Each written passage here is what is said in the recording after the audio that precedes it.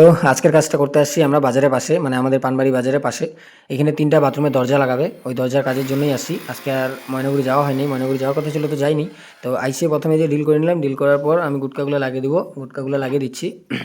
গুটকা লাগানোর পরে এদিকে ফর্মাটা বসাবো। তো ওই যে দেখতে পাচ্ছ ফর্মাটা বসাচ্ছে, ফর্মা বসানো হয়ে গেছে মাপটাপ দিয়ে। বসার পর এই যে স্ক্রুপ মারি দিচ্ছে, স্ক্রুপ মারি দিয়ে সব দিকে স্ক্রুপ মারি দিবে, তাহলে একদম টনটনা হয়ে যাবে, টনটনা।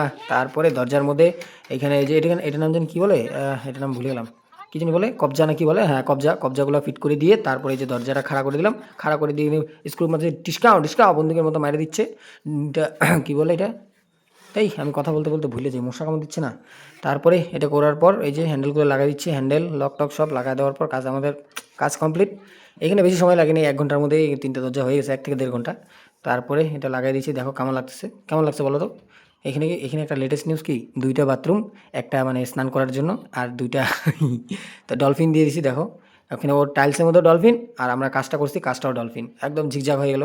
তো ভালো লাগলে লাইক কমেন্ট অ্যান্ড শেয়ার করে দাও। ঠিক আছে, টাটা।